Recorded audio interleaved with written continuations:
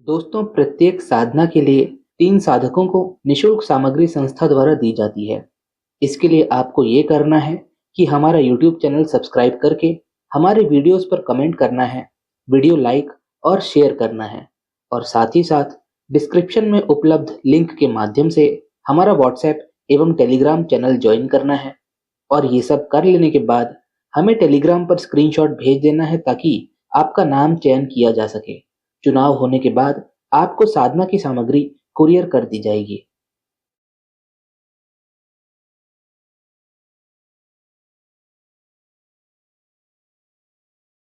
नमस्कार, आप सभी का स्वागत है हमारे चैनल अद्भुत राजसिक साधनाएं में। नवरात्रि एक प्रमुख हिंदू त्योहार है जिसे 9 रात और 10 दिन तक मनाया जाता है। ये माता दुर्गा और उनकी 9 शक्तियों की पूजा को समर्पित होता है।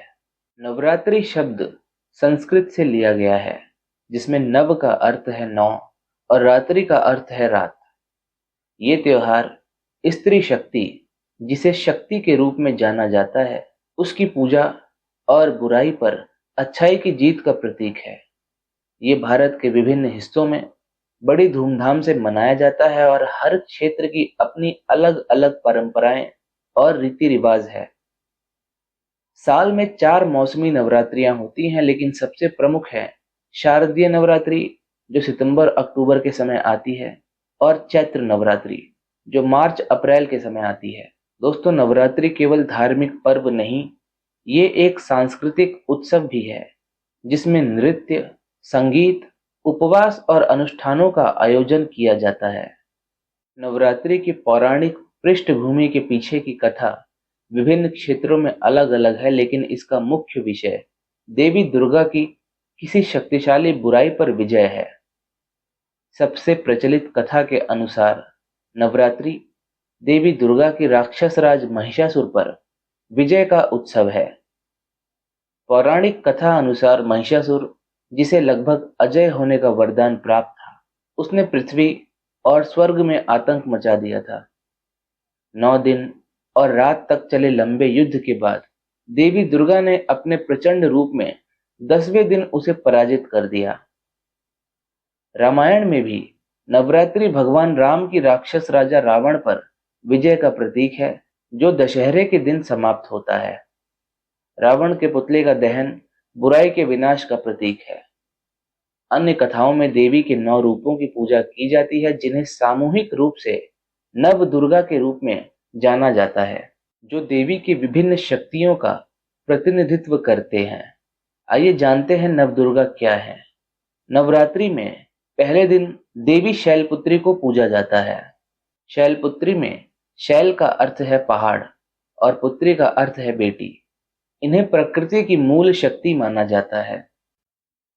शैलपुत्री को नंदी बैल की सवारी करते हुए दर्शाया जाता है और उनके दाहिने हाथ में त्रिशूल और बाएं हाथ में कमल का फूल होता है। शैलपुत्री हिमवान की पुत्री हैं, जो शक्ति, स्थिरता और मजबूती का प्रतीक है। शैलपुत्री की पूजा आत्मिक विकास, शुद्धिकरण और उच्च चेतना के जागरण का प्रतीक है। पहले दिन का रंग लाल होता है, जो ऊर्जा, शक्ति और कर्म का प्रतीक है।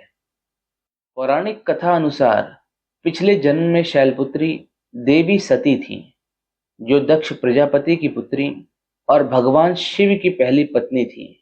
अपने पिता द्वारा भगवान शिव का अपमान सहन न कर पाने के कारण उन्होंने अग्नि में प्रवेश कर अपनी देह त्याग दी। अगले जन्म में वे शैलपुत्री के रूप में जन्मी और पुनः अपनी आध्यात्मिक यात्रा आरंभ की। नवरात्रि के दूसरे दिन देवी ब्रह्मचारिणी जी को पूजा जाता है।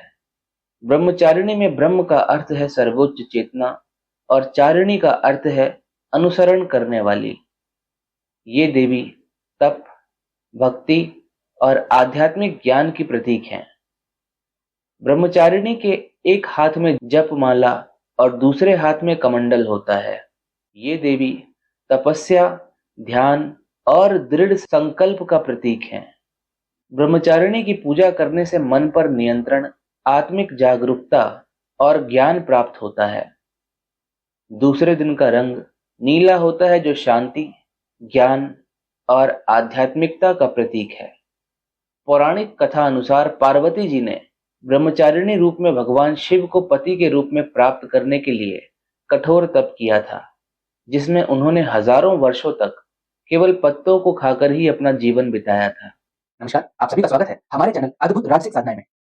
नमस्कार मित्रों, जैसा कि आप सभी जानते हैं, संस्था द्वारा प्रत्येक माह अनेक गुप्त, दिव्य एवं चमत्कारी साधनाओं का प्रस्तुतिकरण एक विशेष टेलीग्राम ग्रुप में किया जाता है, जिसे पेड ग्रुप की संज्ञा दी गई है। इस पेड ग्रुप में तंत्र प्रयोग, तांत्रिक साधनाएं, राजसिक एवं शमशानी साधनाओं के साथ साथ चमत्कारी यंत्र निर्माण, रहस्यमय अध्यात्म के पीछे का सत्य, विशेष दुर्लभ साधनाएं एवं दिव्य आयुर्वेदिक औषधियों का ज्ञान भी दिया जाता है। इसी क्रम में अक्टूबर 2024 माह के टेलीग्राम पेड ग्रुप का निर्माण हो चुका है, जिसमें दिव्य एवं अद्भुत चमत्कारी साधनाओं का विवरण एवं उन साधनाओं को करने की संपूर्ण विधि प्रदान की जाएगी। ये ग्रुप नवरात्रि विशेष एवं दीपावली विशेष होगा, अर्थात अक्टूबर 2024 माह के पेड ग्रुप में अधिकतम साधनाएं ऐसी दी जाएंगी जिन्हें आप आने वाले नवरात्रि एवं दीपावली के विशेष तांत्रिक मुहूर्त में सिद्ध कर सकेंगे। कौन कौन सी है ये साधनाएं, आइए जानते हैं।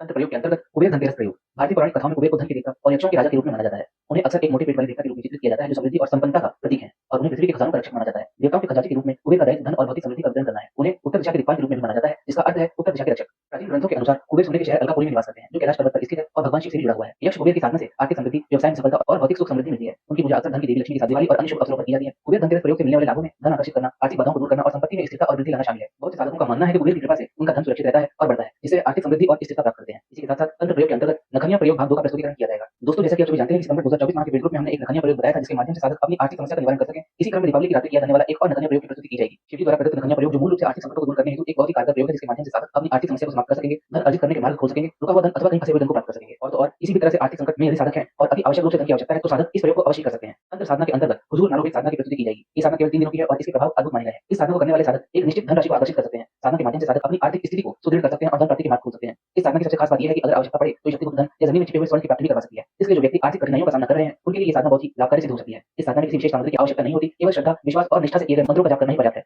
इसके अतिरिक्त तंत्र साधना के अंतर्गत पाताल भैरवी साधना का प्रस्तुतिकरण किया जाएगा। पाताल भैरवी भारतीय पौराणिक कथाओं में एक शक्तिशाली देवी मानी जाती है, जो तंत्र और गूढ़ साधनाओं से जुड़ी होती है। उन्हें देवी मां का उग्र रूप माना जाता है और वे सृष्टि के रहस्यमय और गहरे पहलुओं का प्रतिनिधित्व करती है। शक्ति अर्थात सर्वभौमिक ऊर्जा की अभिव्यक्ति के रूप में उनकी पूजा शक्ति, सुरक्षा और भौतिक सफलता के लिए की जाती है। पाताल भैरवी का रूप भयावह और शक्तिशाली होता है। वे विभिन्न शस्त्रों को धारण करती है, जो उनके नकारात्मक शक्तियों और बाधाओं का नाश करने की क्षमता का प्रतीक है। पाताल भैरवी साधना से साधारण व्यक्ति दृढ़ निश्चयी और निर्भीक बन जाता है। उनकी साधना से मिलने वाले लाभों में गहरी नकारात्मकता का नाश, शत्रुओं से सुरक्षा और गंभीर आर्थिक समस्याओं का समाधान शामिल है। इसके अतिरिक्त सफल साधना करने पर पाताल भैरवी साधक को अत्यधिक आध्यात्मिक शक्ति और मानसिक क्षमताएं भी प्रदान करती है। पाताल भैरवी की साधना से साधक की आंतरिक छुपी हुई शक्तियों का जागरण होता है और उसे अपने भीतर की गहन ऊर्जा का अनुभव होता है। जो साधक उनकी कृपा प्राप्त कर पाते हैं, वे सफलता, समृद्धि और अज्ञात खतरों से सुरक्षा प्राप्त करते हैं। देवी पाताल भैरवी साधना के विषय में पूरी जानकारी अक्टूबर 2024 माह के टेलीग्राम पेज में उपलब्ध करा दी जाएगी। तंत्र साधना के अंतर्गत अवंती प्रेत की साधना का प्रस्तुतिकरण किया जाएगा। प्रेत एक भटकती हुई अशांत आत्मा होती है। ये आत्माएं अक्सर उन लोगों की होती हैं जिनकी मृत्यु असमय हुई हो या जिनकी अंतिम संस्कार की विधि ठीक से न की गई हो। अगर इन प्रेतों की शक्ति को साध लिया जाए तो ये साधक के लिए अमूल्य वरदान साबित हो सकते हैं। अवंती प्रेत एक अत्यंत रहस्यमय साधना मानी जाती है। ये साधना केवल उन्हीं के लिए है जो अदृश्य शक्तियों पर नियंत्रण प्राप्त करना चाहते हैं। अगर साधक इस साधना को सही तरीके से पूरा कर ले तो प्रेत उसके अधीन हो जाता है और उसे कुछ चमत्कारी शक्तियां प्रदान कर देता है। अवंती प्रेत की सफल साधना के बाद साधक को ऐसा ज्ञान और शक्ति मिलती है जो उसे शत्रुओं, बुरी आत्माओं और काले जादू से न केवल सुरक्षा देती है, बल्कि उसे अपने जीवन में अकल्पनीय सफलता और समृद्धि भी दिला सकती है। अगर आप इस साधना को पूरे मन से करते हैं तो प्रेत आपकी मददगार शक्ति बन सकता है। इसके अतिरिक्त संभोग प्रेयसी प्रेत की साधना की प्रस्तुति की जाएगी। ये साधना एक साधक के जीवन में अच्छी प्रेमिका की भूमिका अदा करती है। ये साधना मूल रूप से संभोग सुख की तृप्ति करने हेतु है। साधक इस साधना के माध्यम से एक अति सुंदर शरीर एवं सुडौल जांघों वाली प्रेतनी को सिद्ध करते हैं, जिसके माध्यम से साधक अपनी इच्छा अनुसार अपनी कामवासना को शांत करते हैं। ये प्रेतनी साधक की आर्थिक रूप से भी सहायता करती है और साथ ही साथ साधक को शमशानी तांत्रिक क्रियाओं का भी ज्ञान प्रदान करती है। इनके माध्यम से साधक को कभी भी किसी भी प्रकार का नुकसान नहीं पहुंचाया जाता और आजीवन ये प्रेतनी साधक को सुखी रखने में सक्षम है। अधिक जानकारी पेड ग्रुप में प्रस्तुत की जाएगी। शमशान साधना के अंतर्गत कर्ण यक्षिणी चेटक साधना की पूर्ण विधि एवं जानकारी विस्तार पूर्वक सभी साधकों को समझाई जाएगी। चेटक एक प्रकार से उच्च स्तरीय शक्तियों के सेवक होते हैं और इन्हें भी देव या देवी श्रेणी में ही रखा जाता है। पौराणिक कथाओं के समृद्ध निभाने में उन देवी देवताओं का विचार जो समय के रहस्यों को प्रकट कर सकते हैं, बहुत ही आकर्षक और गहरा है। उनमें एक दिव्य महिला पात्र है जिसे हम तीनों कालों की बातें कान में बताने वाली देवी अर्थात कर्ण यक्षिणी चेटक कहते हैं। ये देवी ज्ञान, दृष्टि और ब्रह्मांडीय व्यवस्था के गहरे ज्ञान का प्रतीक है। ये देवी समय को पार करने की क्षमता रखती है, जिससे वे अपने साधकों को उनके जीवन में आने वाली चुनौतियों पर प्रकाश डालने में सहायता कर सकें। और जब भी साधक स्पष्टता या दिशा की तलाश करते हैं तो ये देवी धीरे धीरे उनके कान में उत्तर की खुशबुसाहट करती है। ये खुलासे अक्सर अंतर्ज्ञान या अचानक प्रेरणा के रूप में आते हैं, जिससे व्यक्ति अपने कुछ उद्देश्य के अनुसार सूचित निर्णय ले सकता है। कर्ण यक्षिणी चेटक 3 मुख्य समय के पहलुओं से जुड़ी होती है। अतीत, जहां वो व्यक्तियों के पुराने घावों को ठीक करने में सहायता करती है। वर्तमान, जहां वे साधक को सजगता से जीवन जीने का मार्गदर्शन करती है। और भविष्य, जहां वे साधक की राह के लिए आशा और महत्वाकांक्षा को प्रेरित करती है। वे अपने साधकों को उनके आध्यात्मिक संभावनाओं से जोड़ने का कार्य करती है, उन्हें अपनी यात्रा को साहस और आत्मविश्वास के साथ अपनाने के लिए प्रेरित करती है। कर्ण यक्षिणी चेटक की साधना में तीनों कालों की बातें कान में बताने वाली देवी जीवन की चक्रीय प्रकृति और ब्रह्मांड के साथ सामंजस्य में रहने के महत्व का एक शक्तिशाली अनुस्मारक है। वह अपने साधकों को ज्ञान प्राप्त करने, परिवर्तन को अपनाने और उस दिव्य मार्गदर्शन पर विश्वास करने के लिए प्रेरित करती है जो हमेशा उनके लिए उपलब्ध होता है। इसी के साथ साथ शमशान साधना के अंतर्गत नौखंडी शाकिनी की साधना का प्रस्तुतिकरण किया जाएगा। नौखंडी शाकिनी एक रहस्यमय और शक्तिशाली शक्ति है जो काले जादू, मानसिक शक्तियों और गहरे अवचेतन मन से जुड़ी होती है। शाकिनी को गुप्त ज्ञान और रहस्यमय विद्या की रक्षक माना जाता है, जो भौतिक और ज्योतिषीय संसार के बीच स्थित रहती है। उसकी ऊर्जा बेहद प्रबल और रहस्यमय होती है। नौखंडी शाकिनी साधना एक अद्वितीय और उन्नत आध्यात्मिक साधना है, जिसका उद्देश्य उसकी उपस्थिति को आह्वान करना और उसकी शक्तियों को नियंत्रित करना है। ये शाकिनी मानव शरीर के विशुद्ध चक्र कंठ चक्र में निवास करती है, जो संवाद, वाणी और सत्य की शक्ति का प्रतिनिधित्व करता है। इस साधना को करने से साधक को तांत्रिक विद्याओं में निपुणता, मानसिक शक्तियों की जागृति और तीव्र अंतर्ज्ञान की प्राप्ति होती है। नौखंडी शाकिनी साधना को सफलतापूर्वक पूरा करने वाले साधक विचारों को प्रभावित करने और अदृश्य ऊर्जाओं पर नियंत्रण प्राप्त कर सकते हैं। शाकिनी साधना के लाभों में वाणी पर नियंत्रण, दूसरों के मन को प्रभावित करने की क्षमता, शक्तिशाली सम्मोहन शक्ति और गुप्त ज्ञान की प्राप्ति शामिल है। नौखंडी शाकिनी की कृपा साधक को बाधाओं को दूर करने, रोगों को ठीक करने और दुष्ट आत्माओं से सुरक्षा प्रदान करती है। जो साधक इस साधना को धैर्य और सम्मान के साथ पूरा करते हैं, उनके लिए शाकिनी ज्ञान और अलौकिक शक्तियों के द्वार खोल सकती है। मंत्र साधना के अंतर्गत माता निकुंभला साधना के विषय में जानकारी प्रदान की जाएगी। माता निकुंभला तांत्रिक परंपराओं और भारतीय पौराणिक कथाओं में एक कम प्रसिद्ध लेकिन अत्यंत पूजनीय देवी मानी जाती है। उन्हें गहरे आध्यात्मिक ज्ञान, रहस्यमय शक्तियों और इस भौतिक संसार की सीमाओं से परे जाने की क्षमता से जुड़ा हुआ माना जाता है। माता निकुंभला गूढ़ ज्ञान की रक्षक है और उनकी ऊर्जा, सुरक्षा और परिवर्तनकारी दोनों रूपों में कार्य करती है। वे उन छुपी हुई शक्तिशाली और रहस्यमय शक्तियों का प्रतीक है जो पूरे ब्रह्मांड को संचालित करती है।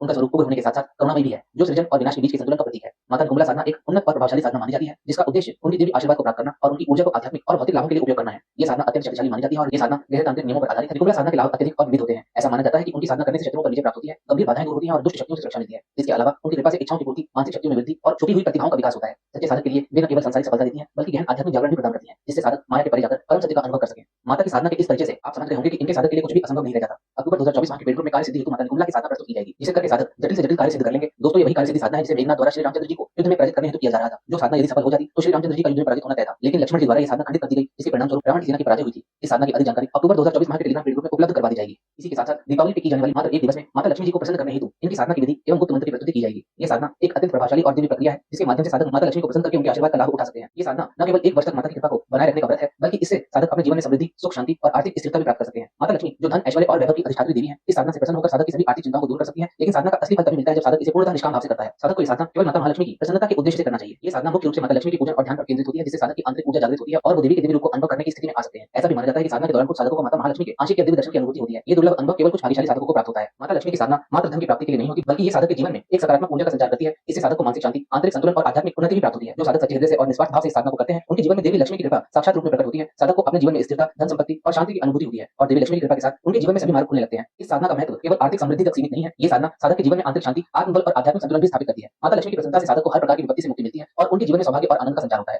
दोस्तों, इसके अतिरिक्त अक्टूबर माह के पेड ग्रुप में स्वर्ण आकर्षण भैरव जी की साधना की राशि एवं अत्यंत सरल विधि के विषय में बताया जाएगा। स्वर्ण आकर्षण भैरव भगवान भैरव का एक अत्यंत पूजनीय और रहस्यमय स्वरूप है, जो स्वयं भगवान शिव के उग्र रूपों में से एक माने जाते हैं। वे धन संपन्नता और समृद्धि के रक्षक देवता है, जो केवल भौतिक संपत्ति ही नहीं बल्कि सफलता और भाग्य के नए अवसरों को भी आकर्षित करने की शक्ति रखते हैं। स्वर्ण आकर्षण का अर्थ है स्वर्ण को आकर्षित करने वाले, जो उनके धन, ऐश्वर्य और आर्थिक समृद्धि पर प्रभुत्व को दर्शाता है। स्वर्ण आकर्षण भैरव वह दिव्य शक्ति है जो सभी प्रकार की आर्थिक बाधाओं को दूर करके साधक के जीवन में समृद्धि और सफलता की धारा प्रवाहित करते हैं। स्वर्ण आकर्षण भैरव साधना एक पवित्र और गूढ़ साधना है, जिसे उनकी प्रबल ऊर्जा को जागृत करने और समृद्धि के द्वार खोलने के उद्देश्य से किया जाता है। ये साधना केवल भौतिक धन की प्राप्ति के लिए नहीं है, बल्कि स्वयं को समृद्धि की ऊर्जाओं के साथ संतुलित करने का एक साधन है। ये साधना साधक को आवश्यक धन, सफलता और आर्थिक स्थिरता को आकर्षित करने में सहायता करती है और साथ ही आर्थिक अस्थिरता के सभी संकटों से सुरक्षा प्रदान करती है। इस साधना के लाभ अत्यधिक और परिवर्तनकारी होते हैं। स्वर्ण आकर्षण भैरव साधक को अचानक धन प्राप्ति, नए अवसरों की प्राप्ति और आर्थिक अड़चनों को दूर करने की शक्ति प्रदान करती है। उनकी कृपा साधक की आर्थिक स्थिति को स्थिर करती है और समृद्धि की एक धारा को सुनिश्चित करती है। इसके अलावा उनका आशीर्वाद साधक को धन के साथ साथ आत्मविश्वास, वित्तीय कुशलता और एक आकर्षक व्यक्तित्व भी प्रदान करता है, जिससे साधक के जीवन में सकारात्मक परिणाम और प्रभावशाली संबंध बनते हैं। इसके अतिरिक्त एक दिव्य अप्सरा की साधना अक्टूबर 2024 माह के पेड ग्रुप में प्रस्तुत की जाएगी। इस दिव्य अप्सरा का सौंदर्य इतना अलौकिक और मोहक है कि प्राचीन कथाओं के अनुसार इसके आकर्षण में महर्षि अपनी कठोर तपस्या तक को भंग कर बैठे और 907 वर्षों तक उसके प्रेम और आकर्षण में पूरी तरह डूबे रहे। ऐसी है इसकी अनोखी शक्ति। ये सबसे संयमी और तपस्वी योगियों को भी अपनी ओर खींच लेती है और वे भी इसके मोहपाश में बनकर साधना छोड़ बैठते हैं।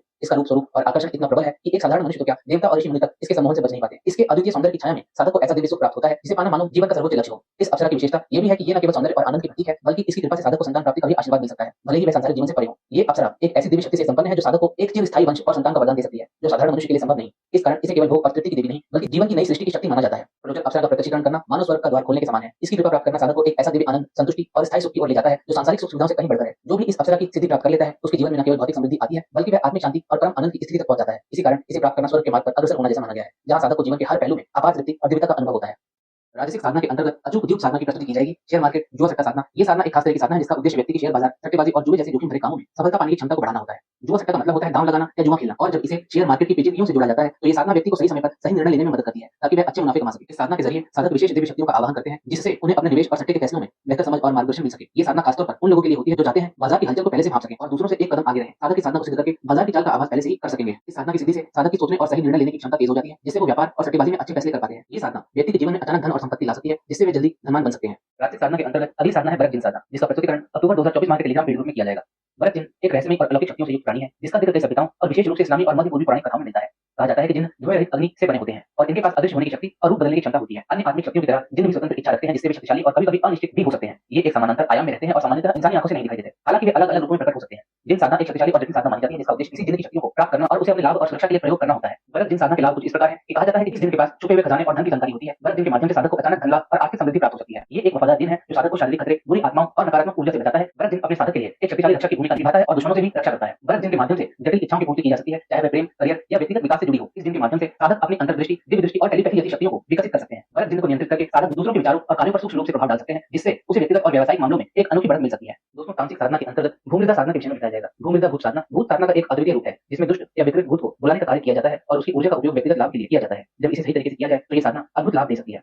साधकों के लिए सबसे प्रमुख प्रेरणा धन और समृद्धि को आकर्षित करना होता है। माना जाता है कि भूमिगत भूत छिपे हुए संसाधनों की जानकारी रखता है और धन के अवसरों को उजागर करने में सहायता करता है। ये भूत जीवन की चुनौतियों को पार करने के लिए आवश्यक चतुराई और संसाधनशीलता रखता है। भूमिगत भूत के साथ जुड़कर साधक व्यक्तिगत और पेशेवर बाधाओं को पार करने के लिए अंतर्दृष्टि और रणनीतियां प्राप्त कर सकते हैं।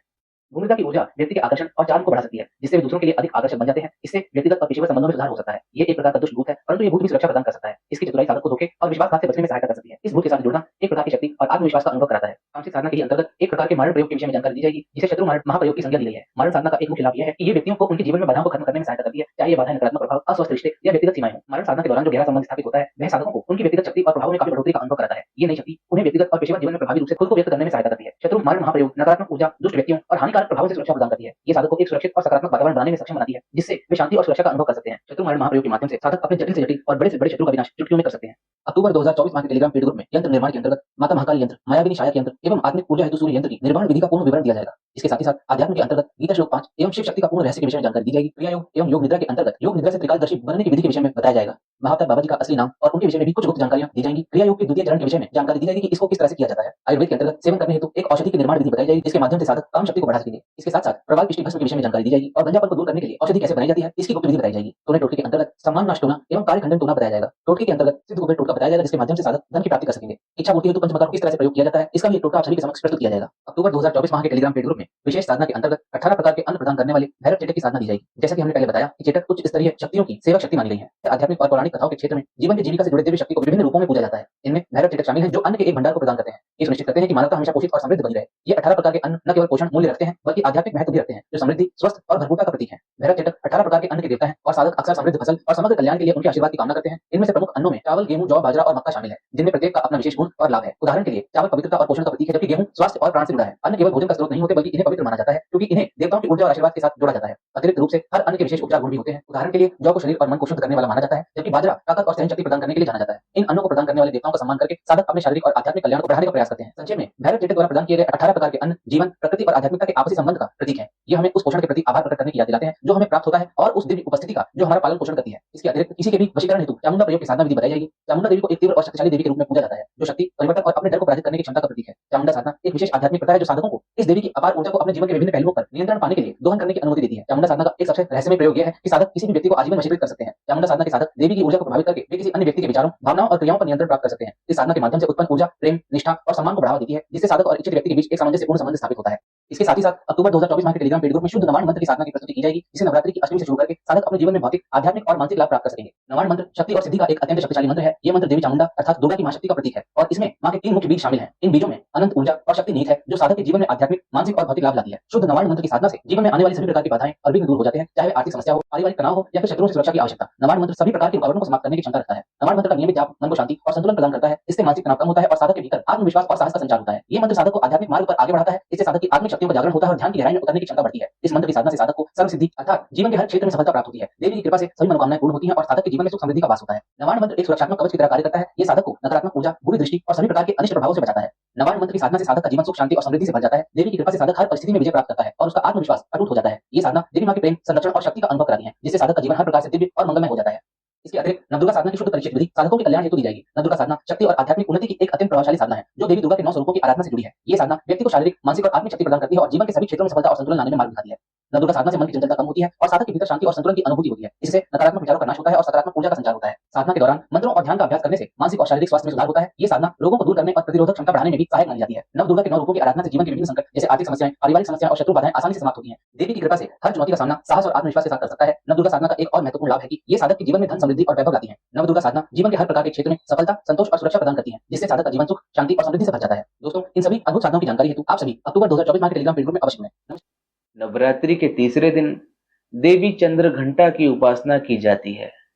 चंद्र घंटा में चंद्र का अर्थ चांद से है और घंटा का अर्थ घंटी से।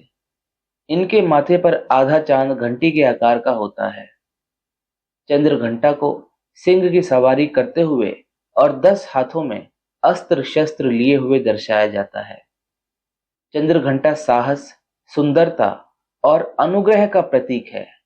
इनकी गर्जना राक्षसों को डराती है और नकारात्मक ऊर्जा को नष्ट करती है।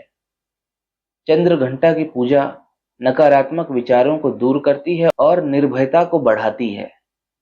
तीसरे दिन का रंग पीला होता है, जो खुशी, चमक और उत्साह का प्रतीक होता है।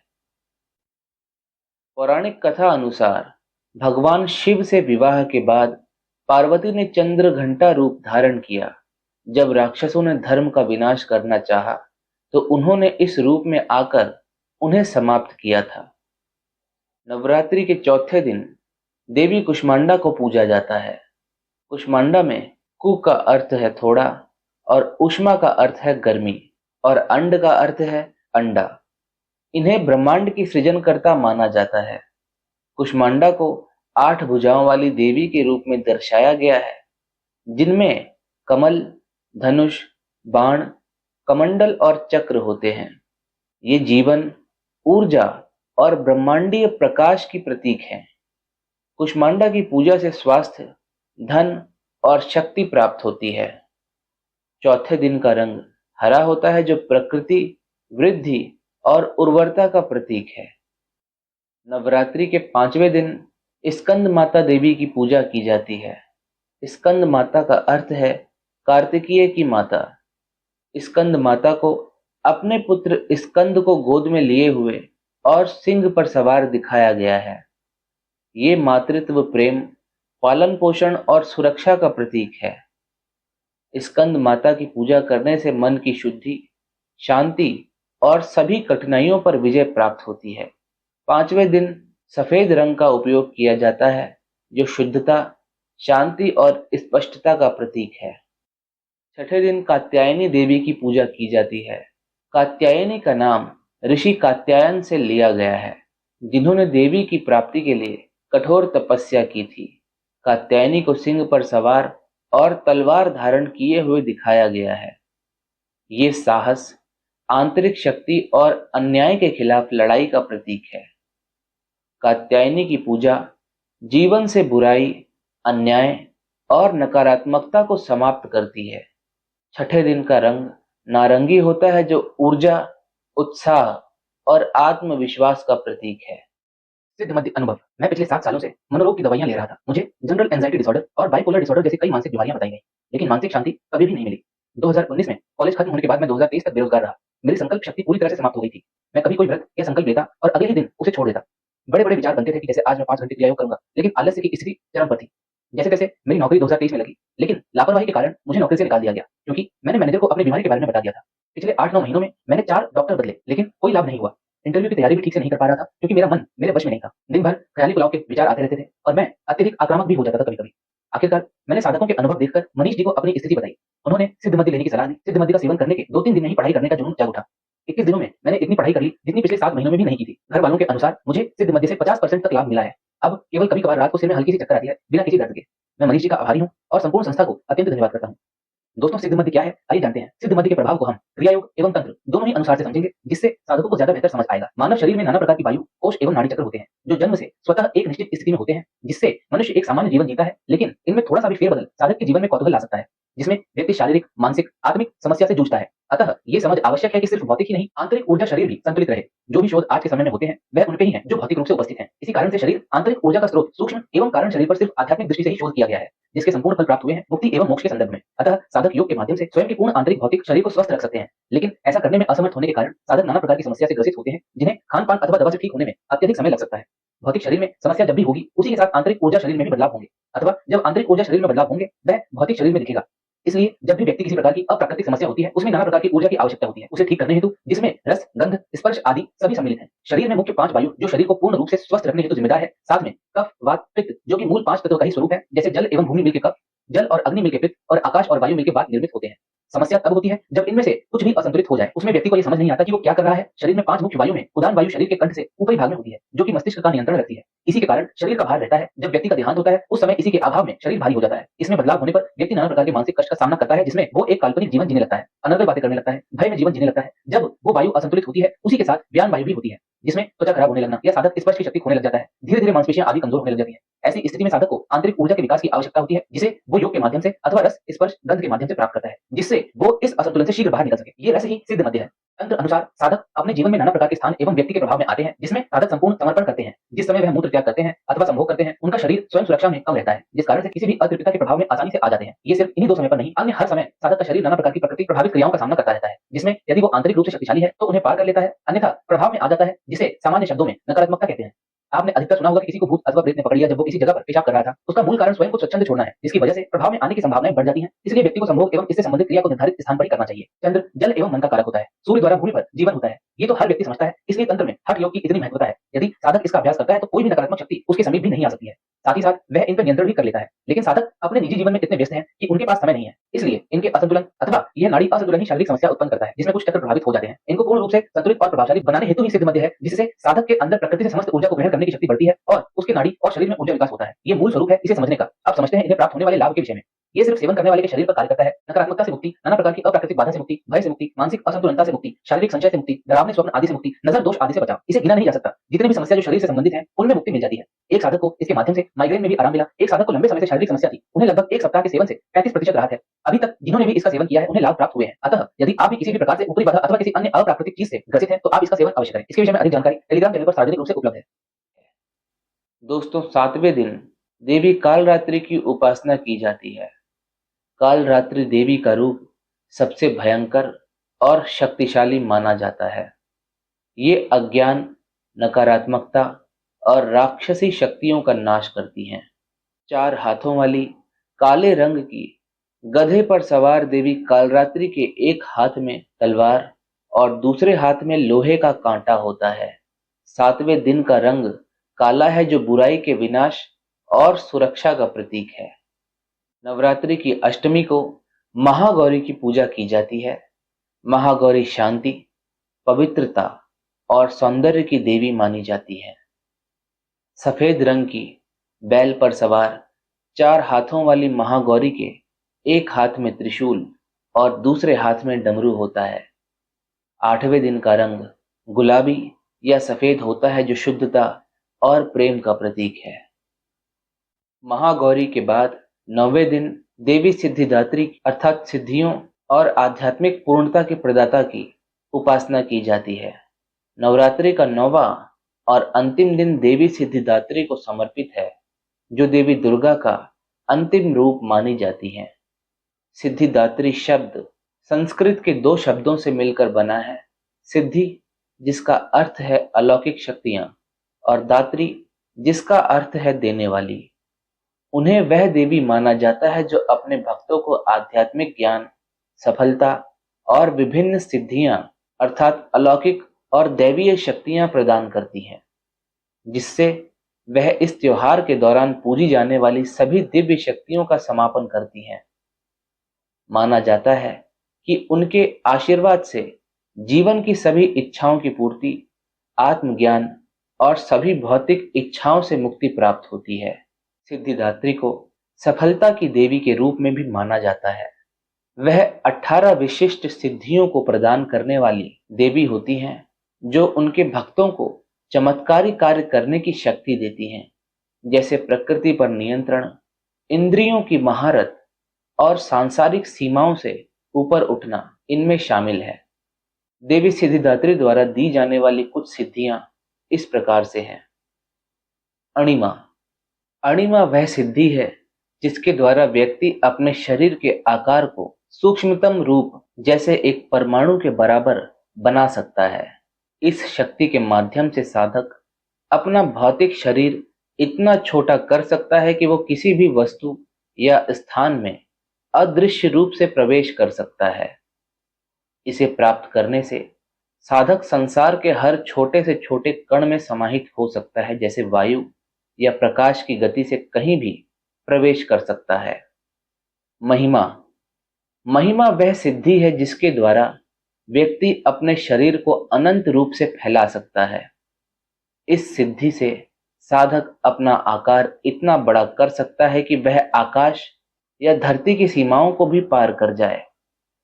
यह शक्ति साधक को अपने अस्तित्व को हर दिशा में विस्तारित करने की क्षमता प्रदान करती है, जिससे वह सर्वव्यापकता का अनुभव कर सके। गरिमा। गरिमा वह शक्ति है जिसके द्वारा साधक अपने शरीर को अत्यधिक भारी बना सकते हैं, जिससे उसे कोई हिला नहीं सकता। इस सिद्धि से साधक इतना भारी हो सकता है कि उसका वजन पर्वतों से भी अधिक हो जाए। इसे प्राप्त करने से व्यक्ति अपने शरीर का द्रव्यमान और गुरुत्वाकर्षण शक्ति को अपनी इच्छा अनुसार नियंत्रित कर सकता है। लघिमा लघिमा वह सिद्धि है जिसके द्वारा साधक अपने शरीर को भारहीन या हवा की तरह हल्का बना सकता है। इस शक्ति के माध्यम से साधक अपना वजन इतना कम कर सकता है कि वह हवा में तैर सकता है या किसी भी स्थान पर बिना किसी रुकावट के जा सकता है। ये शक्ति साधक को गुरुत्वाकर्षण बल से स्वतंत्र कर देती है। प्राप्ति प्राप्ति वह सिद्धि है जिसके द्वारा साधक किसी भी इच्छित वस्तु या स्थान को प्राप्त कर सकता है। इस शक्ति के माध्यम से साधक किसी भी वस्तु, व्यक्ति या स्थान पर बिना किसी शारीरिक प्रयास के पहुंच सकता है। जैसे कोई वस्तु बहुत दूर रखी हो तो वो उसे अपनी ओर खींच सकता है। प्राकाम्य प्राकाम्य वह शक्ति है जिसके द्वारा साधक जो भी चाहता है उसे प्राप्त कर सकता है। इसका अर्थ यह है कि साधक अपनी इच्छाओं को तुरंत पूरा करने में सक्षम होता है। वह चाहे तो जल में भी विचरण कर सकता है, अग्नि में भी प्रवेश कर सकता है और अपनी इच्छा के अनुसार परिस्थितियों को बदल सकता है। ईशत्व ईशत्व वह सिद्धि है जिसके द्वारा साधक सृष्टि पर संपूर्ण अधिकार रख सकता है। इसका अर्थ यह है कि साधक को संपूर्ण सृष्टि का स्वामी बनने की शक्ति प्राप्त हो जाती है। साधक को इस सिद्धि के माध्यम से भगवान समान शक्ति प्राप्त होती है, जिससे वह सृष्टि के संचालन और परिवर्तन को नियंत्रित कर सकता है। वशित्व वशित्व वह शक्ति है जिसके द्वारा साधक सभी प्राणियों, जीवों और वस्तुओं को वश में कर सकता है। इस शक्ति के माध्यम से साधक पशु पक्षी, मनुष्य, यहाँ तक कि देवताओं और राक्षसों को भी अपनी इच्छा अनुसार नियंत्रित कर सकता है। साधक का मनोबल और आकर्षण इतना प्रभावशाली हो जाता है कि सभी उसके आदेशों का पालन करने के लिए बाध्य हो जाते हैं। आप सभी ने पाया होगा कि पिछले कुछ वर्षों में कलाकार, बड़े व्यापारी, राजनीतिज्ञ एवं अन्य विशेष पद पर सम्मानित मनुष्य माता बगलामुखी के दरबार में जाते हैं और उनकी वहां से चित्र आदि का प्रसारण भी सोशल मीडिया पर करते हैं। माता के आशीर्वाद से कितने मनुष्य आज उच्च पद पर व्याप्त हैं, इसका कोई अनुमान भी नहीं लगा सकता है। और यही कारण है कि माता की शक्ति को हर एक व्यक्ति को अपने अंदर समाहित करना अत्यंत आवश्यक है, क्योंकि इस काल में माता की ऊर्जा ही पार लगाएगी और माता से ही प्रार्थना करके इस अकारण समस्या युक्त जीवन की नाव पार लगेगी। माता बगलामुखी मंदिर में साप्ताहिक हवन।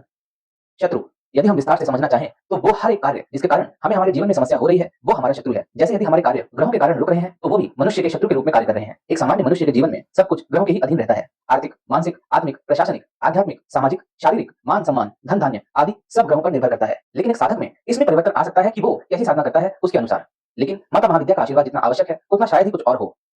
माता की कृपा से मनुष्य अपने संपूर्ण शत्रु का नाश करता है और उसकी समस्याएं एकाएक समाप्त हो जाती हैं। ये विशेष रूप से उन साधकों हेतु सुविधा है जो साधक स्वयं से जब तक आदि करने में असमर्थ हैं और वह चाहते हैं कि उनके लिए इस विशेष हवन का आयोजन उनके जीवन लाभ हेतु किसी विशेष महाविद्या स्थान पर होए। माता बगलामुखी मंदिर नलखेड़ा मध्य प्रदेश में माता का शक्तिपीठ है और यहाँ विशेष रूप से नाना प्रकार की औषधियों से हवन संपन्न किया जाता है। ये पूर्ण प्रक्रिया माता के मंदिर के प्रांगण में ही होती है, जिसका स्वरूप अत्यंत सिद्धिदायक होता है और इस अद्भुत हवन से मनुष्य सीधे माता से जुड़ पाता है और अपने जीवन में उन सभी सकारात्मक ऊर्जाओं को प्राप्त करता है जिससे उसके जीवन में नित्य पल उन्नति होती रहे और वह समस्त शिखर की प्राप्ति करे। माता का आशीर्वाद साधक अनेक रूप में प्राप्त कर सकते हैं, जैसे जप के माध्यम से, क्रिया के माध्यम से, स्वयं के हवन के माध्यम से, प्रसाद के माध्यम से, दर्शन के माध्यम से एवं किसी अन्य व्यक्ति द्वारा माता के स्थान पर विशेष हवन के माध्यम से, जो कि आप सभी के लिए संस्था द्वारा संपन्न करवाया जा रहा है।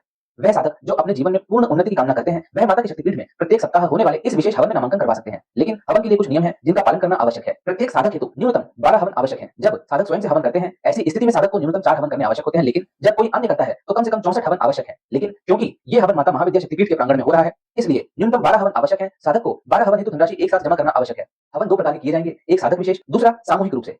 साधक विशेष हवन में साधक के लिए कुछ संख्या में जप किया जाएगा, उसके बाद हवन किया जाएगा। सामूहिक में सिर्फ हवन किया जाएगा जिसमें अनेक साधक हेतु एक साथ हवन होगा। ये साधक के ऊपर निर्भर करता है कि वह किसमें नामांकन करवाना चाहते हैं। यदि कोई साधक विशेष हवन करवाना चाहते हैं व्यक्तिगत रूप से निश्चित पुरुष चरण के साथ, जैसे कुछ निर्धारित जप संख्या में, ये भी सुविधा उपलब्ध हो जाएगी। धनराशि, ये हवन दिन अनुसार नहीं होगा, ये मुहूर्त अनुसार होगा, इसलिए कोई दिन निर्धारित नहीं हो सकता है इसमें कि प्रत्येक रविवार या सोमवार यह हवन होगा, लेकिन सप्ताह में एक दिन यह हवन होगा, ये तय है। सामूहिक हवन एवं साधक विशेष हवन की निर्धारित धनराशि क्या रखी गई है इसकी जानकारी आप हमारे टेलीग्राम चैनल पर पोस्ट की गई सूचना के माध्यम से प्राप्त कर सकते हैं। सर्वकाम सर्वकाम वह शक्ति है जिसके द्वारा साधक सभी प्रकार की इच्छाओं को पूरा कर सकता है। इसका अर्थ ये है कि साधक जो भी इच्छा करे, चाहे वह भौतिक हो या आध्यात्मिक, उसे तुरंत प्राप्त कर सकता है। इस सिद्धि से साधक को आत्मिक और भौतिक दोनों प्रकार की इच्छाओं को संतुलित करने की क्षमता मिलती है। सर्वशक्ति। सर्वशक्ति वह सिद्धि है जिसके द्वारा साधक असीमित शक्ति का स्वामी बन सकता है। साधक को इस सिद्धि के माध्यम से अपार शारीरिक, मानसिक और आत्मिक शक्ति प्राप्त होती है। साधक किसी भी बाधा को दूर कर सकता है और सभी प्रकार की समस्याओं का समाधान कर सकता है। सर्वज्ञ। सर्वज्ञ वह सिद्धि है जिसके द्वारा साधक सब कुछ जानने की शक्ति प्राप्त करता है। इसका अर्थ यह है कि साधक को त्रिकालदर्शी, भूत, वर्तमान और भविष्य का ज्ञाता बनने की शक्ति प्राप्त हो जाती है। इस सिद्धि से साधक संसार की हर घटना, व्यक्ति और वस्तु के बारे में जान सकता है, चाहे वह कहीं भी स्थित हो। सर्वकर्त्री। सर्वकर्त्री वह शक्ति है जिसके द्वारा साधक सभी कार्यों को करने में सक्षम होता है। साधक किसी भी असंभव कार्य को संभव कर सकता है। इस शक्ति के माध्यम से साधक हर प्रकार की सृष्टि, विनाश और परिवर्तन कर सकता है। इसका अर्थ यह है कि साधक सृजन, पालन और संहार की सभी शक्तियों का मालिक बन जाता है। सर्वकाम प्रदा। सर्वकाम प्रदा वह सिद्धि है जिसके द्वारा साधक सभी इच्छाओं को प्रदान कर सकता है। ये शक्ति साधक को केवल अपनी ही नहीं बल्कि दूसरों की भी सभी इच्छाओं को पूर्ण करने की क्षमता देती है। इस सिद्धि के माध्यम से साधक एक अद्वितीय शक्ति बन जाता है जो दूसरों को भी इच्छित वस्तुएं और अनुभव प्रदान कर सकता है। सर्वमुक्ति प्रदा। सर्वमुक्ति प्रदा वह शक्ति है जिसके द्वारा साधक सभी प्राणियों को मोक्ष प्रदान कर सकता है। ये शक्ति साधक को आत्मा के बंधनों से मुक्त करने की क्षमता देती है, जिससे वह केवल स्वयं ही नहीं बल्कि दूसरों को भी संसार के बंधनों से मुक्त कर सकता है। ये सिद्धि मोक्ष की परम सिद्धि है। सर्वज्ञान। सर्वज्ञान वह सिद्धि है जिसके द्वारा साधक सर्वोच्च ज्ञान और बुद्धि प्राप्त करता है। इसका अर्थ यह है कि साधक को संसार और ब्रह्मांड के सभी रहस्यों का ज्ञान हो जाता है। ये ज्ञान उसे हर प्रश्न का उत्तर और हर समस्या का समाधान प्रदान करता है। सर्व ऐश्वर्य प्रदा। सर्व ऐश्वर्य प्रदा वह सिद्धि है जिसके द्वारा साधक सभी प्रकार की संपत्ति और समृद्धि प्रदान कर सकता है। ये शक्ति साधक को भौतिक और आध्यात्मिक दोनों प्रकार की समृद्धि का स्वामी बनाती है। साधक के पास अपार धन, वैभव और शक्तियां होती हैं, जिससे वह दूसरों को भी संपन्न बना सकता है। भुवनेश्वरी सिद्धि। भुवनेश्वरी सिद्धि वह शक्ति है जिसके द्वारा साधक संपूर्ण ब्रह्मांड को नियंत्रित कर सकता है। इस सिद्धि के माध्यम से साधक को सृष्टि के सभी तत्वों, पृथ्वी, जल, अग्नि, वायु और आकाश पर अधिकार मिल जाता है। वह समय, स्थान और ऊर्जा को अपनी इच्छा के अनुसार संचालित कर सकता है। योगिनी सिद्धि। योगिनी सिद्धि वह शक्ति है जिसके द्वारा साधक सभी यौगिक प्रक्रियाओं में महारत हासिल कर सकता है। इसका अर्थ यह है कि साधक को योग के सभी प्रकार अर्थात हठ योग, राजयोग, कुंडलिनी योग आदि में पूर्ण ज्ञान और नियंत्रण प्राप्त हो जाता है। इस सिद्धि के माध्यम से साधक अपने शरीर, मन और आत्मा पर संपूर्ण नियंत्रण स्थापित कर सकता है। दोस्तों, देवी सिद्धिदात्री को आमतौर पर एक कमल के फूल पर बैठे हुए दिखाया जाता है जो शांत और दिव्य आभा से युक्त होती हैं। उनकी 4 भुजाएं होती हैं जिनमें आध्यात्मिक शक्ति और ज्ञान के प्रतीक होते हैं। उनके हाथों में गदा बल का प्रतीक, कमल पवित्रता और सुंदरता का प्रतीक, शंख ध्वनि और ब्रह्मांडीय ऊर्जा का प्रतीक और चक्र समय और ब्रह्मांडीय व्यवस्था का प्रतीक होता है। उन्हें ध्यान की मुद्रा में दिखाया जाता है जहां उनके चारों ओर भक्त ऋषि और यहां तक कि देवता भी उन्हें आध्यात्मिक मार्गदर्शक और ज्ञान के स्रोत के रूप में पूजते हैं। देवी सिद्धिदात्री का रूप भौतिक और आध्यात्मिक संसार के संयोग का प्रतीक है। वह सभी दिव्य ऊर्जाओं का मिलन दर्शाती हैं, जिससे वह संपूर्ण ब्रह्मांड की शक्ति का प्रतिनिधित्व करती हैं। उनकी उपस्थिति सर्वोच्च आध्यात्मिक ज्ञान की प्राप्ति का प्रतीक है और उनकी पूजा व्यक्ति की चेतना को ब्रह्मांडीय चेतना के साथ मिलाने का प्रतीक है। जीवन की सुरक्षा सभी का अधिकार एवं धर्म है। इसलिए हर व्यक्ति अपनी और अपने परिवार की शारीरिक सुरक्षा हेतु न्यूनतम वस्त्र, भोजन, आश्रय इसकी व्यवस्था सर्वप्रथम करते हैं। उसके बाद की सुरक्षा में स्वास्थ्य सर्वोपरि है, क्योंकि जब शरीर होगा तभी अन्य सुरक्षा की आवश्यकता होगी।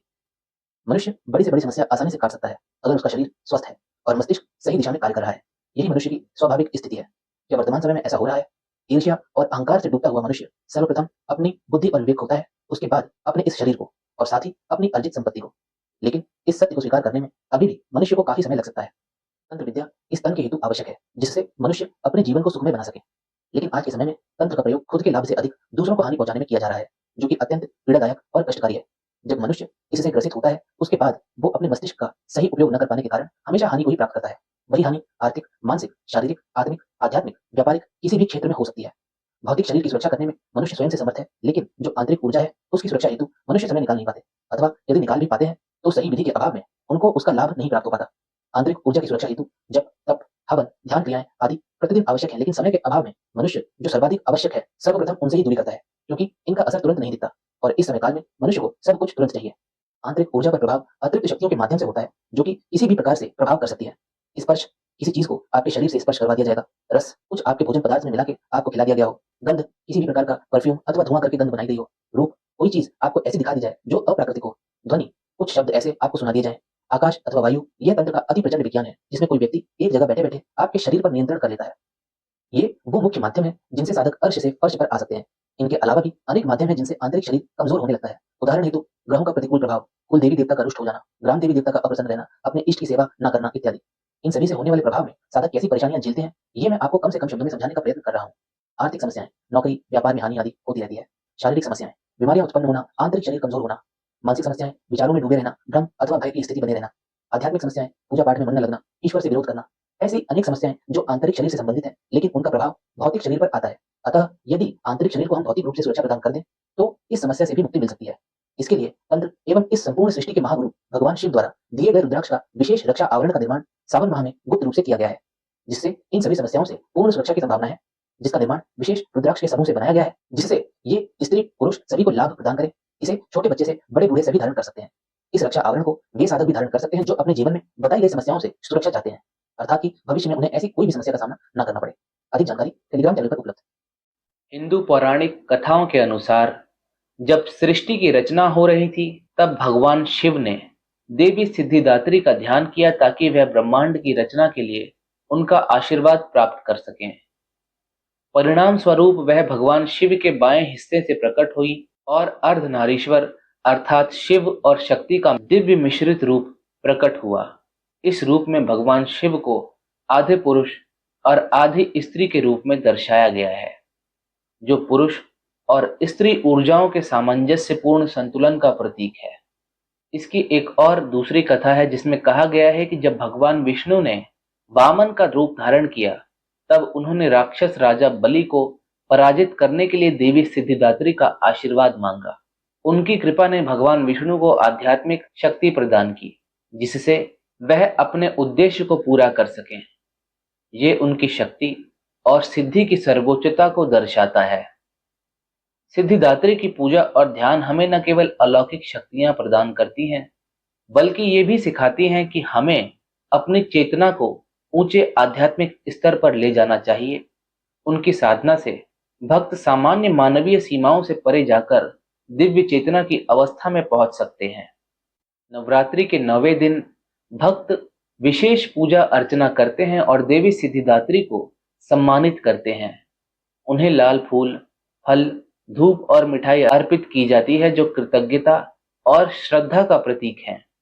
भक्त ध्यान में बैठकर उनसे जुड़े मंत्रों का उच्चारण करते हैं और उनसे आध्यात्मिक ज्ञान, सफलता और सभी इच्छाओं की पूर्ति का आशीर्वाद मांगते हैं। सिद्धिदात्री की आराधना नवरात्रि के 9वें दिन आध्यात्मिक यात्रा के समापन का प्रतीक है, जो पहले दिन से शुरू हुई थी। पहले की देवी दुर्गा के रूप भक्त के बाहरी और आंतरिक संघर्षों के विभिन्न पहलुओं का प्रतिनिधित्व करते हैं, लेकिन सिद्धिदात्री आत्मा और ब्रह्मांड की अंतिम प्राप्ति का प्रतीक है।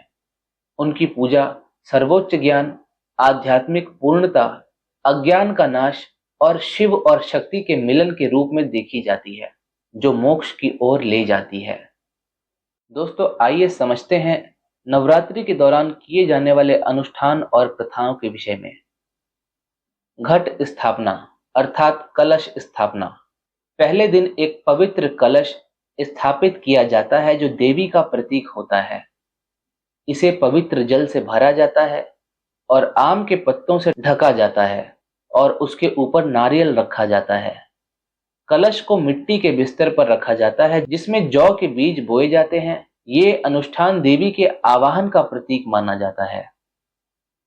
हर दिन देवी के एक विशेष रूप की पूजा की जाती है और उन्हें अलग अलग प्रकार के फूल, फल और मिठाई अर्पित किए जाते हैं। भक्तों द्वारा पहने जाने वाले वस्त्रों का रंग भी हर दिन के लिए विशेष महत्व रखता है, जो हम पहले बता चुके हैं। कई भक्त उपवास रखते हैं और केवल फल, दूध और कुछ खास अनाज जैसे कुट्टू का सेवन करते हैं। इन दिनों में लहसुन, प्याज और मांसाहारी भोजन से परहेज किया जाता है। कन्या पूजन अर्थात कंजक। 8वें या 9वें दिन छोटी कन्याओं, जो देवी का प्रतीक मानी जाती हैं, उनकी पूजा की जाती है और उन्हें हलवा, पूरी और चने का प्रसाद दिया जाता है। इन कन्याओं को आशीर्वाद के रूप में उपहार और धन भी दिया जाता है। दोस्तों, गुजरात और महाराष्ट्र में विशेष रूप से गरबा और डांडिया जैसे पारंपरिक नृत्य किए जाते हैं। इन नृत्यों को घेरे में किया जाता है, जो जीवन और मृत्यु के चक्र का प्रतीक है। भारत के अलग अलग क्षेत्रों में नवरात्रि का पर्व अलग अलग तरीके से मनाया जाता है। पश्चिम बंगाल में नवरात्रि को दुर्गा पूजा के रूप में मनाया जाता है, जहां भव्य पंडालों में बड़ी बड़ी दुर्गा की मूर्तियां स्थापित की जाती हैं।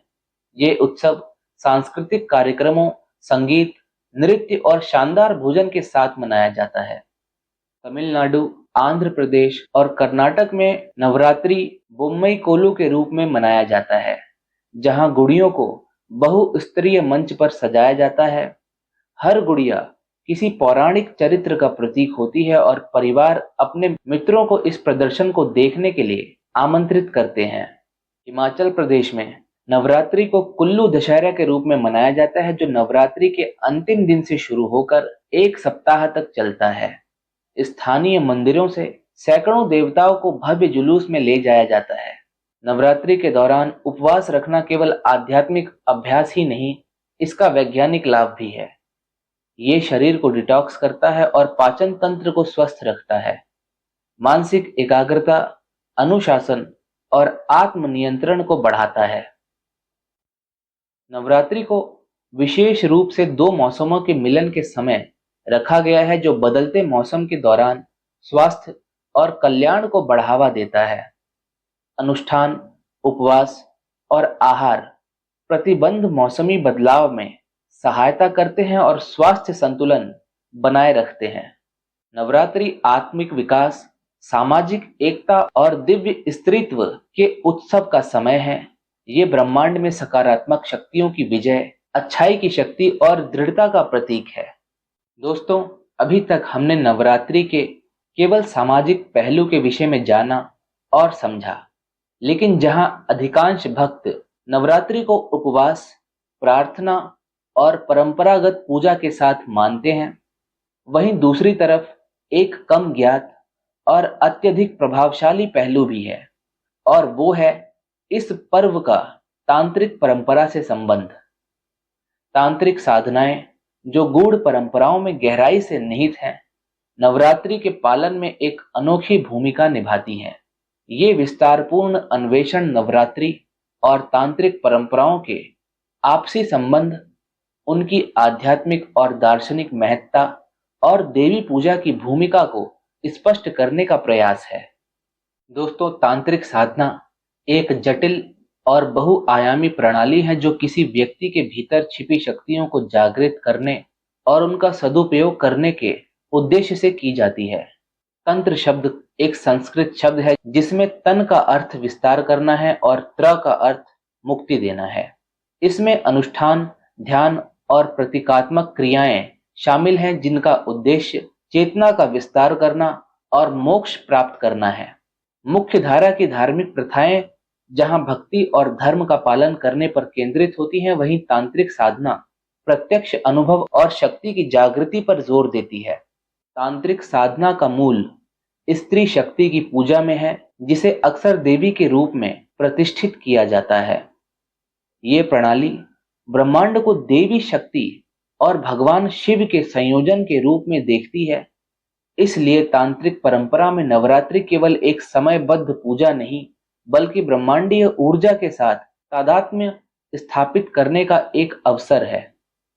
ये पर्व व्यक्तित्व के विभिन्न पहलुओं को संतुलित करने और विविध शक्तियों को आहूत करके आत्मिक विकास के लिए किया जाता है। तांत्रिक दृष्टिकोण से नवरात्रि की प्रत्येक रात एक भिन्न चेतना की अवस्था और आत्मिक यात्रा के विशिष्ट पहलू का प्रतिनिधित्व करती है। देवी के 9 रूप केवल बाहरी देवियां नहीं, बल्कि आध्यात्मिक विकास के क्रमिक चरणों को दर्शाती हैं। ये यात्रा शैलपुत्री के पूजन मूलाधार चक्र से आरंभ होकर सिद्धिदात्री सहस्त्रार चक्र में शिव और शक्ति के मिलन के साथ पूर्ण होती है। शैलपुत्री अर्थात मूलाधार चक्र। पहले दिन देवी शैलपुत्री की पूजा की जाती है, जो पृथ्वी ऊर्जा की प्राथमिक जड़ का प्रतिनिधित्व करती हैं। तांत्रिक साधना में ये रीढ़ की हड्डी के आधार पर स्थित कुंडलिनी ऊर्जा को जागृत करने के लिए किया जाता है। ब्रह्मचारिणी, जो कि स्वाधिष्ठान चक्र का प्रतीक है। दूसरा दिन ब्रह्मचारिणी को समर्पित होता है, जो पवित्रता और तपस्या की प्रतीक है। तांत्रिक साधना में ये स्वाधिष्ठान चक्र की शुद्धि के लिए की जाती है, जो सृजन और यौन ऊर्जा का केंद्र है। चंद्र घंटा अर्थात मणिपुर चक्र। तीसरा दिन चंद्र घंटा की पूजा के लिए है, जो साहस और शक्ति की प्रतीक है। तांत्रिक साधना में मणिपुर चक्र के साथ कार्य किया जाता है, जो इच्छा शक्ति और आंतरिक परिवर्तन का केंद्र है। कुष्मांडा अर्थात अनाहत चक्र। चौथे दिन कुष्मांडा देवी की पूजा की जाती है, जो ब्रह्मांडीय पोषण की ऊर्जा का प्रतिनिधित्व करती हैं। ये अनाहत चक्र के साथ जुड़ा है, जो प्रेम, करुणा और दिव्य अनुग्रह का केंद्र है। स्कंद माता अर्थात विशुद्धि चक्र। 5वां दिन स्कंद माता को समर्पित होता है, जो मातृत्व के गुणों को दर्शाती हैं। तांत्रिक साधना में ये विशुद्धि चक्र के शुद्धिकरण के लिए की जाती है, जो संचार और अभिव्यक्ति का केंद्र है। कात्यायनी अर्थात आज्ञा चक्र। 6ठा दिन कात्यायनी देवी की पूजा के लिए है, जो राक्षसों को नष्ट करने वाली देवी हैं। तांत्रिक साधना में यह आज्ञा चक्र के साथ जुड़ा है, जो आंतरिक दृष्टि और अंतर्ज्ञान का केंद्र है। कालरात्रि सहस्त्रार जागरण। 7वां दिन कालरात्रि की पूजा के लिए होता है, जो भयानक और भय मुक्ति की देवी हैं। तांत्रिक साधना में ये सहस्त्रार के जागरण से पहले की शून्यता की अवस्था का प्रतीक है। महागौरी शुद्धिकरण और सिद्धि। 8वां दिन महागौरी की पूजा के लिए होता है, जो शुद्धता और पूर्णता की प्रतीक है। ये नाड़ियों अर्थात ऊर्जा वाहिकाओं की शुद्धि और इड़ा और पिंगला धारा के संतुलन के लिए की जाती है। सिद्धिदात्री शिव और शक्ति का मिलन। 9वां दिन सिद्धिदात्री की पूजा के लिए है, जो शिव और शक्ति के पूर्ण मिलन का प्रतीक है। तांत्रिक साधना में ये समाधि की अवस्था का प्रतिनिधित्व करती हैं, जहां व्यक्तिगत चेतना ब्रह्मांडीय चेतना में विलीन हो जाती है। नवरात्रि के दौरान तांत्रिक साधनाएं विशेष ध्यान, यंत्र पूजा और मंत्र जाप पर आधारित होती हैं। इन साधनाओं का उद्देश्य कुंडलिनी ऊर्जा को जागृत करना और भीतर और बाहर के आयामों को संतुलित करना होता है। मुख्य तांत्रिक अनुष्ठानों में शामिल है यंत्र पूजा। यंत्र देवी देवताओं का ज्यामितीय प्रतिरूप होते हैं। नवरात्रि के दौरान तांत्रिक साधक श्री यंत्र की पूजा करते हैं, जो ब्रह्मांड और शिव शक्ति के मिलन का प्रतीक है। प्रत्येक देवी का एक विशेष बीज मंत्र होता है। इन मंत्रों का जाप ध्यान के दौरान देवी की ऊर्जा को जागृत करने के लिए किया जाता है। तांत्रिक योगी विशेष हस्त मुद्राएं और शारीरिक बंध का प्रयोग करते हैं, जिससे प्राण अर्थात जीवनी शक्ति का प्रवाह संतुलित होता है। नवरात्रि की 9 रातें विशेष ध्यान साधना के लिए समर्पित होती हैं, जिनका उद्देश्य चक्रों की शुद्धि और कुंडलिनी जागरण करना होता है। नवरात्रि और तांत्रिक साधना का यह गहरा संबंध दिखाता है कि देवी पूजा केवल एक बाहरी अनुष्ठान नहीं बल्कि आंतरिक विकास और आत्मिक जागरण की यात्रा है। तांत्रिक दृष्टिकोण से नवरात्रि केवल देवी की पूजा करने का समय नहीं है, बल्कि आत्मा और शक्ति की चेतना में जागृति लाने का एक माध्यम है। ये पर्व व्यक्तित्व के विभिन्न पहलुओं को एकीकृत करने और शिव और शक्ति के मिलन के रूप में परम वास्तविकता का अनुभव करने का अवसर प्रदान करता है। अंततः नवरात्रि तांत्रिक साधनाओं के लिए एक ऐसा समय है जब वे न केवल बाहरी रूप से देवी की पूजा करते हैं, बल्कि अपने भीतर की शक्तियों और चेतना की भी आराधना करते हैं। ये पर्व सच्चे तांत्रिक साधक के लिए आत्मा और ब्रह्मांड की ऊर्जाओं के साथ तादात्म्य स्थापित करने का मार्ग बन जाता है, जहां साधक स्वयं सृष्टि के अंतिम स्रोत देवी शक्ति के साथ एकाकार हो जाता है। दोस्तों, इसी क्रम में अक्टूबर 2024 माह के टेलीग्राम पेड ग्रुप में शुद्ध नवाण मंत्र की साधना की प्रस्तुति की जाएगी, जिसे नवरात्रि की अष्टमी से शुरू करके साधक अपने जीवन में भौतिक, आध्यात्मिक और मानसिक लाभ प्राप्त कर सकेंगे। नवाण मंत्र शक्ति और सिद्धि का एक अत्यंत शक्तिशाली मंत्र है। ये मंत्र देवी चामुंडा अर्थात दुर्गा की महाशक्ति का प्रतीक है। इस मंत्र में मां के 3 मुख्य बीज शामिल हैं। इन बीज मंत्रों में अनंत ऊर्जा और शक्ति निहित होती है, जो साधक के जीवन में आध्यात्मिक, मानसिक और भौतिक लाभ लाती है। नवाण मंत्र की साधना से जीवन में आने वाली सभी प्रकार की बाधाएं और विघ्न दूर हो जाते हैं, चाहे वह आर्थिक समस्या हो, पारिवारिक तनाव हो या फिर शत्रुओं से सुरक्षा की आवश्यकता। नवाण मंत्र सभी प्रकार की रुकावटों को समाप्त करने की क्षमता रखता है। नवाण मंत्र का नियमित जाप मन को शांति और संतुलन प्रदान करता है। इससे मानसिक तनाव कम होता है और साधक के भीतर आत्मविश्वास और साहस का संचार होता है। ये मंत्र साधक को आध्यात्मिक मार्ग पर आगे बढ़ाता है। इससे साधक की आत्मिक शक्तियों का जागरण होता है और ध्यान की गहराई में उतरने की क्षमता बढ़ती है। इस मंत्र की साधना से साधक को सर्व सिद्धि अर्थात जीवन के हर क्षेत्र में सफलता प्राप्त होती है। देवी की कृपा से सभी मनोकामनाएं पूर्ण होती हैं और साधक के जीवन में सुख समृद्धि का वास होता है। नवाण मंत्र एक सुरक्षात्मक कवच की तरह कार्य करता है। ये साधक को नकारात्मक ऊर्जा, बुरी दृष्टि और सभी प्रकार के अनिष्ट प्रभावों से बचाता है। दोस्तों, नवाण मंत्र की साधना से साधक का जीवन सुख, शांति और समृद्धि से भर जाता है। देवी की कृपा से साधक हर परिस्थिति में विजय प्राप्त करता है और उसका आत्मविश्वास अटूट हो जाता है। ये साधना देवी मां के प्रेम, संरक्षण और शक्ति का अनुभव कराती है, जिससे साधक का जीवन हर प्रकार से दिव्य और मंगलमय हो जाता है। इसी के साथ साथ नव दुर्गा साधना की प्रस्तुति भी अक्टूबर 2024 माह के टेलीग्राम पेड ग्रुप में की जाएगी। नव दुर्गा साधना शक्ति और आध्यात्मिक उन्नति की एक अत्यंत प्रभावशाली साधना है, जो देवी दुर्गा के 9 स्वरूपों की आराधना से जुड़ी है। ये साधना व्यक्ति को शारीरिक, मानसिक और आत्मिक शक्ति प्रदान करती है और जीवन के सभी क्षेत्रों में सफलता और संतुलन लाने का मार्ग दिखाती है। नवदुर्गा साधना से मन की चंचलता कम होती है और साधक के भीतर शांति और संतुलन की अनुभूति होती है।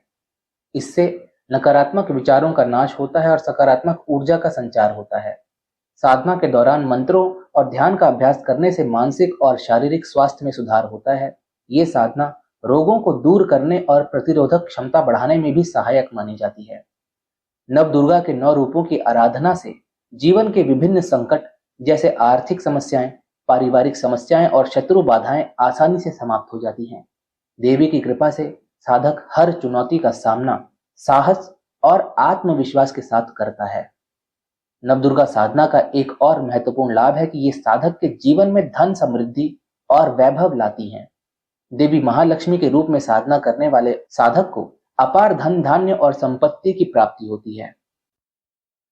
दोस्तों, ये साधना केवल सांसारिक लाभ ही नहीं बल्कि आत्मिक शुद्धि और मोक्ष की प्राप्ति में भी सहायक है। इससे साधक का संबंध परम शक्ति से मजबूत हो जाता है और जीवन के उच्चतम लक्ष्य की ओर मार्गदर्शन मिलता है।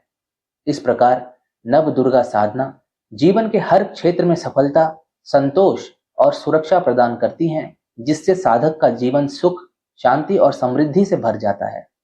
दोस्तों, इस साधना की पूरी विधि और पूर्ण जानकारी के लिए अक्टूबर 2024 माह का टेलीग्राम पेड ग्रुप अवश्य ज्वाइन करें। साधना के मूल नियमों को सरलता पूर्वक समझाने हेतु संस्था द्वारा 3 वीडियो बनाई गई हैं, जिनमें साधना करने से पहले क्या क्या नियम अपनाए जाते हैं, वो समस्त मूल नियम विधि पूर्वक बताए एवं समझाए गए हैं, जिसे आप स्क्रीन पर देख सकते हैं। इन तीनों वीडियो के लिंक डिस्क्रिप्शन बॉक्स में उपलब्ध हैं। अतः मूल नियमों को अच्छी तरह से समझने के लिए इन तीनों वीडियो को अवश्य देखें।